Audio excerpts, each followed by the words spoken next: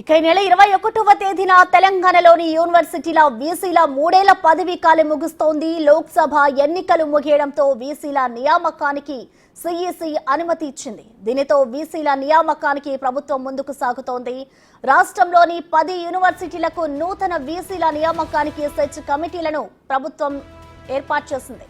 ఈ కమిటీలో తెలంగాణ విశ్వవిద్యాలయ నామినీగా OU retired professor Suleman Siddiqui, UGC నామినీగా ప్రొఫెసర్ రాజేశ్వర్ సింగ్ చండేల్, ప్రభుత్వ నామినీగా సిఎస్ శాంతి కుమారి ఉన్నారు. ఒక్కో వర్సిటీకి 3 ఆచార్యుల చొప్పున పేర్లు ఎంపిక చేసి గవర్నర్ ఆమోదానికి రాష్ట్ర ప్రభుత్వం పంపిస్తోంది. గవర్నర్ ఆమోదించిన తర్వాత వీసీ నియామకాలపై ప్రభుత్వం అధికారికంగా ఉత్తర్వులిస్తోంది. ఈ నెలాఖరులోపు నూతన వీసీల ఎంపిక ప్రక్రియ పూర్తి చేసి నియామక ఉత్తర్వులు జారీ చేయనున్నట్లు ప్రభుత్వ వర్గాలు తెలుపుతున్నాయి.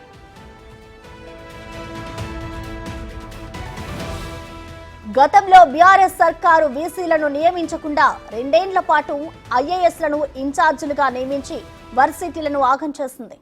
కాంగ్రెస్ ప్రభుత్వం దానికి భిన్నంగా వీసీ పోస్టులు ఖాళీ అయిన వెంటనే భర్తీకి చర్యలు చేపట్టింది. మరోవైపు వీసీ పోస్టులను ఎలాగైనా దక్కించుకునేందుకు ఆశావాహులు పోటీ పడుతున్నారు. మంత్రులు, ఎమ్మెల్యేలు, ఇతర నేతలను సీనియర్ ప్రొఫెసర్లు కలుస్తూ పైరవీలకు తెరలేపారు. జేఎన్టీయూ, ఓయూ, కేయూ వర్సిటీలకు ఫుల్ డిమాండ్ నెలకొంది.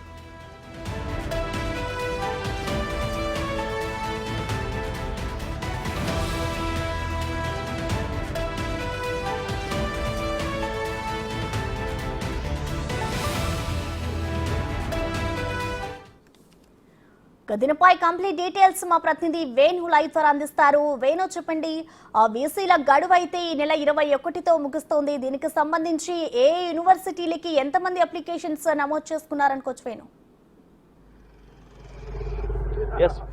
ప్రస్తుతం తెలంగాణ వ్యాప్తంగా కూడా ఉన్న యూనివర్సిటీ లోపల గత 10 ఏళ్ల కాలం లోపల కొంత వాటిని నిర్వీర్యం చేశారు. అందులో వీసీల నియామకాలు కూడా నిబంధనల విరుద్ధంగా జరిగాయంటూ కూడా తీవ్ర ఆరోపణలు. ఈ నేపథ్యంలోనే కాకతీయ యూనివర్సిటీ సంబంధించిన వీసీ తాటికొండ రమేష్ వ్యవహారం కూడా విజిలెన్స్ ఎంక్వైరీకి ఆదేశించేంత వరకు కూడా వెళ్ళింది. అయితే ఆయన నియామకం కూడా గత ప్రభుత్వ హయాం లోపల 10 సంవత్సరాలు ప్రొఫెసర్గా పనిచేయకుండానే తనకు యూజీసీ గైడ్ లైన్స్ కూడా తన నిబంధనలకు అనుకూలంగా లేకుండా తనకు పదవి ఇచ్చారంటూ కూడా తీవ్ర ఆరోపణలు. దానిపై కొంతమంది విద్యార్థి సంఘాలు కూడా కోర్టుకు వెళ్ళడం జరిగింది. కోర్టులో ఇంకా కేసు పెండింగ్ లో ఉంది. ఇక తాజాగా ఆయనపై అవినీతి అక్రమాల ఆరోపణలు కావచ్చు, అందులో ఉన్నటువంటి బడ్జెట్ నిధులను కూడా ఇష్టారీతిన వాడుకున్నారు, అసలు ప్రాజెక్ట్స్ పనిచేయకుండానే నిధులు విడుదల చేసుకున్నటువంటి తీవ్ర ఆరోపణలు, వీటన్నిటిపై విజిలెన్స్ ఎంక్వైరీ ఆదేశించడం కూడా ప్రస్తుతం ఒక సంచలనంగా మారింది. అదేవిధంగా తెలంగాణ ఉన్నటువంటి అటు తెలంగాణ యూనివర్సిటీ చూసుకున్నా, జేఎన్టీ చూసుకున్నప్పటికీ కూడా గత ప్రభుత్వ హయాం లోపల ముగ్గురు సీనియర్ ప్రొఫెసర్లను నిబంధన యూజీసీ గైడ్ లైన్స్ అనుగుణంగా గవర్నర్ కు పంపడం జరుగుతుంది. అయితే అందులో సీనియారిటీని అదేవిధంగా వారి యొక్క సర్వీసును పరిగణలోకి తీసుకున్న తర్వాత ఒక్కరిని వీసీగా నియమించాల్సి ఉంటుంది. అయితే ఈ గవర్నర్ దగ్గరికి వెళ్ళిన ఫైల్ విషయం లోపలే గత ప్రభుత్వము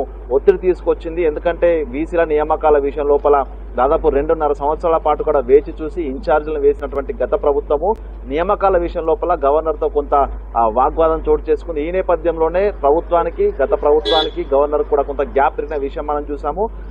అదే సమస్య కూడా రాను తీవ్రంగా పెరిగి అసలు గవర్నర్ కు ప్రభుత్వానికి కూడా ఎక్కడ కూడా పొసగని పరిస్థితి కూడా చూసాము. సో అట్లాంటి పరిస్థితుల లోపల యూనివర్సిటీలు పూర్తిగా నిర్వీర్యమయ్యాయి. అందులో వీసీల నియామకాలు జరిగిన తర్వాత తీవ్రమైన అక్రమాలు, ఆరోపణలు కూడా బయటికి వచ్చి పూర్తిగా అందులోపల ప్రతిష్ట కూడా మసకబారిపోయింది. ఉన్నత విద్యకు సంబంధించి యూనివర్సిటీలు అనేది ఒక చర్చ జరుగుతుంది. సో ఈ నేపథ్యంలో తాజాగా రేపటితో ఈ వీసీల పదవీ కాలం కూడా ముగుస్తుంది. ప్రస్తుతానికి కాకతీయ యూనివర్సిటీ, హైదరాబాద్ లో ఉస్మానియా తర్వాత కాకతీయ యూనివర్సిటీ ఎంతో పేరునికగా ప్రతిష్ట కలిగినటువంటి యూనివర్సిటీ. సో దీనికి సంబంధించి 2 యూనివర్సిటీలకు అదేవిధంగా తెలంగాణ జేఎన్టీ యూనివర్సిటీలకు కూడా దాదాపుగా 12 నుంచి 14 మంది అప్రాక్సిమేట్లీగా అప్లై చేసుకునే పరిస్థితి కనిపిస్తుంది. అందులోపల యూజీసీ నిబంధనలకు అనుగుణంగా 3 ప్రభుత్వం ప్రతిపాదిస్తే గవర్నర్ అందులో ఒకరిని ఆమోదించే పరిస్థితి కనిపిస్తుంది. ఏదేమైనా కూడా గత ప్రభుత్వ హయాం లోపల అప్పుడు పిసిసి అధ్యక్షుడు రేవంత్ రెడ్డి కూడా యూనివర్సిటీలను పరామర్శించారు. యూనివర్సిటీలోకి దమ్ముంటే మీరు వెళ్ళగలరా అంటూ గత ప్రభుత్వ హయాంలో ఉన్నటువంటి ప్రభుత్వ పెద్దల్ని కూడా ఆయన ప్రశ్నించారు. ఎందుకంటే యూనివర్సిటీలను పూర్తిగా నిర్వీర్యం చేస్తూ అక్కడ విద్యార్థి సంఘాలను అణచివేయడం, అదేవిధంగా రాజకీయ నేతలకు దాన్ని ఒక అనుకూలంగా మార్చే ప్రయత్నాలు చేయడంపై కూడా తీవ్ర పోరాటాలు కూడా చేశారు. ప్రస్తుతం అట్లాంటి పరిస్థితి ఉండకూడదు. తెలంగాణ లోపల విద్యా వ్యవస్థ కుంటుపడిపోయింది. దాన్ని పూర్తిగా మెరుగుపరచాలి. మరొకసారి యూనివర్సిటీల ప్రతిష్టను ఇమడింపచేసే విధంగా ఉంటామంటూ పలుసార్లు ఆయన బహిరంగ సభల్లో కూడా మాటిచ్చారు. సో అదేవిధంగా ఈసారి వీసీల నియామకం లోపల పూర్తి స్థాయి యూజీసీ నిబంధనలకు అనుగుణంగా అదేవిధంగా కమిట్మెంట్తో పనిచేసేటువంటి వీసీలను నియమిస్తామంటూ కూడా ప్రభుత్వం ముందుకెళ్తుంది. అందులో భాగంగానే అటు కేయూవీసీపై విజిలెన్స్ విచారణ కావచ్చు, ఇతర యూనివర్సిటీ లోపల అవకతవకలకు కూడా పూర్తిగా ఇంటెలిజెన్స్ రిపోర్ట్ కూడా ప్రభుత్వం తీసుకోబోతుంది. సో ఈ నేపథ్యం లోపల ఈసారి అప్లై చేసుకున్నటువంటి వ్యక్తులు ఎవరైతే వీసీ కోసం పదవి కోసం అప్లై చేసుకుంటారో వారు కూడా గతం లోపల ఎటువంటి అవినీతి మరకలు లేకుండా ఉండనటువంటి ఒక ఇష్యూతోనే ప్రభుత్వం అయితే చూస్తూ ఉంది. మొత్తానికి చూడాలి, దాదాపు 150 నుంచి 200 మంది పైగా తెలంగాణ యూనివర్సిటీల కోసం అయితే వీసీ పదవి కోసం అప్లై చేసుకునే అవకాశం కనిపిస్తూ ఉంది. ఇక రేపు పదవీ విరమణ వీళ్ళందరికీ సంబంధించి పదవీ విరమణ కూడా పూర్తవుతుంది, 3 ఏళ్ల పదవి కాలం ముగుస్తుంది. సో దాని తర్వాత ప్రభుత్వం కూడా కొన్ని క్లిష్టమైనటువంటి వారికి సంబంధించిన ఇన్స్ట్రక్షన్ కూడా ఇవ్వబోతుంది. దానికి సంబంధించి ఈ యొక్క ఎంక్వైరీ కావచ్చు, ప్రస్తుతం జరుగుతున్నటువంటి విజిలెన్స్ ఎంక్వైరీ కాకతీయ యూనివర్సిటీ వీసీపై కావచ్చు, ఇతర యూనివర్సిటీలపై ఉన్నటువంటి ఇంటెలిజెన్స్ రిపోర్ట్లు కావచ్చు.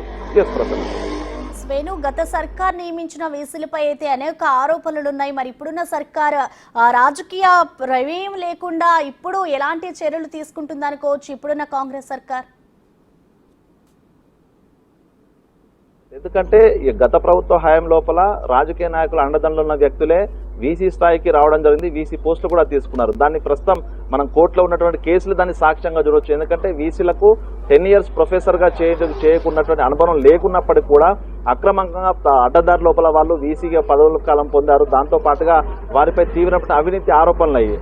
సీనియర్ ప్రొఫెసర్లుగా వాళ్ళే ప్రొఫెసర్గా పనిచేస్తూ నోటిఫికేషన్ ఇచ్చి సీనియర్ ప్రొఫెసర్లుగా వాళ్ళే ప్రమోషన్ ఇచ్చుకున్న పరిస్థితులు కూడా చూసాం. అంటే ఇవన్నీ కూడా గత ప్రభుత్వ పెద్దల సహకారంతో విద్యార్థులు ప్రశ్నించినా, అధ్యాపక సంఘాలు ప్రశ్నించినా కూడా దీన్ని ప్రభుత్వం పెడిచెవిన పట్టించుకోలేదు. ఈ పరిస్థితుల వల్లనే వీసీ అంటే ఒక యూనివర్సిటీకి ఉన్నత స్థాయిలో ఉన్నటువంటి వీసీని ఇట్లాంటి వ్యక్తి నియమిస్తే పూర్తిగా అక్కడ విద్యా వ్యవస్థ కుంటుపడడమే కాదు, విద్యార్థుల సమస్యలు, టీచింగ్ నాన్ టీచింగ్ స్టాఫ్ సమస్యలు కూడా పట్టించుకోక పూర్తిగా యూనివర్సిటీలు అంటేనే ప్రస్తుతం ప్రతిష్ట కూడా దిగజారిపోయింది. అంటే ఇది గుర్తించినటువంటి కాంగ్రెస్ ప్రభుత్వం ఈసారి అట్లాంటి పరిస్థితి రావద్దనేటువంటి ఒక ప్రధాన ఎజెండాతోనే ముందుకెళ్తుంది. అందులో భాగంగానే ప్రస్తుతం ఎందుకంటే మనం చూసాము జనవరి 14, 24 లోపల కాకతీయ యూనివర్సిటీ సంబంధించిన వీసీ మీద అధ్యాపక సంఘాలు ఫిర్యాదు చేశాయి. దానికి విజిలెన్స్ ఎంక్వైరీ చేయడంతో అసలు యూనివర్సిటీలో ఏం జరుగుతుందనే అంశాలు కూడా ప్రధానంగా బయటకు వచ్చే అవకాశం. ఒక విధంగా ఇటు కాకతీయ యూనివర్సిటీ కాదు, అదేవిధంగా తెలంగాణ యూనివర్సిటీ, జేఎన్టీయూ, అదేవిధంగా ఉస్మానియాలో కూడా అసలు ప్రొఫెసర్ల వ్యవహార తీరు ఎట్లా ఉంటుంది, రేపు భవిష్యత్తులో వాళ్ళు వీసీలుగా నియామకం అయితే